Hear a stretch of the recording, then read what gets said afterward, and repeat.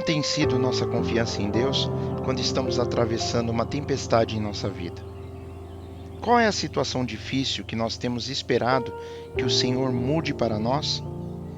Será que não somos nós que precisamos de mudança, ao invés de esperarmos que a situação mude? Será que o início da solução do problema não está em algo a ser transformado dentro de nós? Vemos que em tempos difíceis, o que acontece dentro de nós é o mais importante.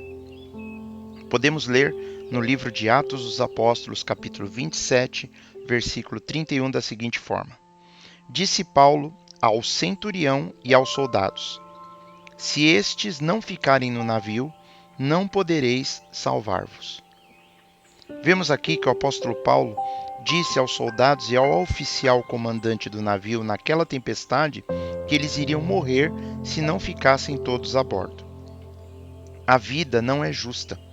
Nós teremos problemas, dificuldades e mágoas que poderão nos tornar melhores ou ainda mais amargos. Nós podemos crescer ou podemos desistir. Ou nós nos tornaremos quem Deus quer que sejamos, ou o nosso coração ficará duro como pedra. Nós temos que decidir como iremos responder aos tempos difíceis em nossa vida.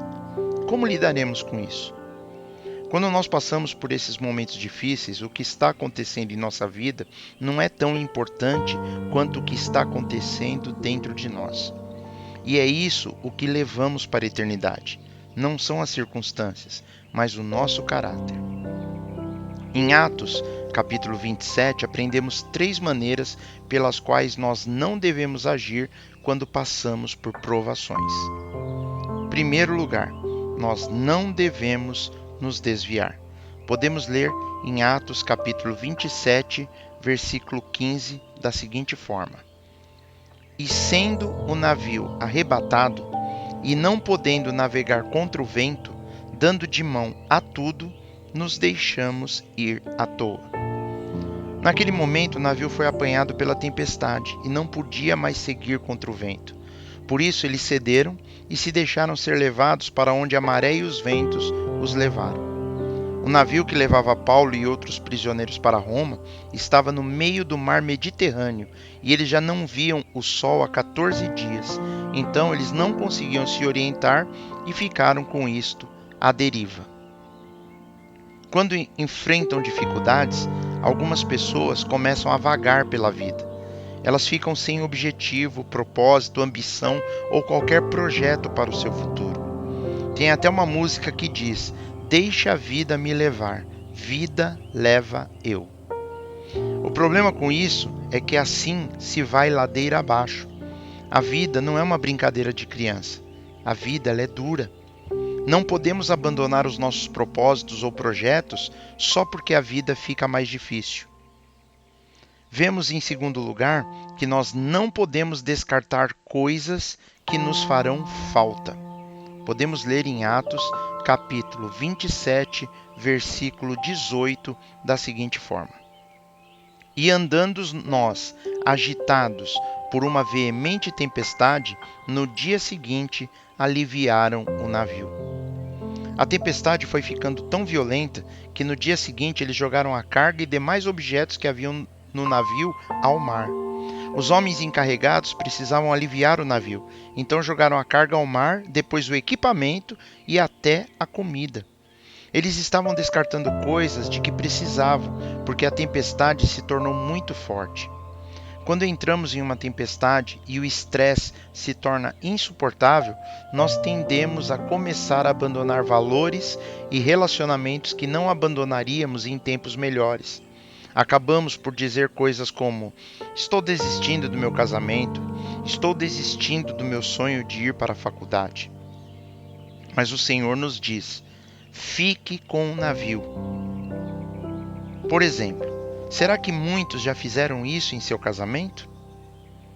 Nós devemos nos posicionar da seguinte forma: dizer algo assim: o divórcio não é uma opção para nós, vamos fazer com que isso funcione. Se não formos firmes e decidirmos continuar, seremos sempre tentados a sair, a desistirmos.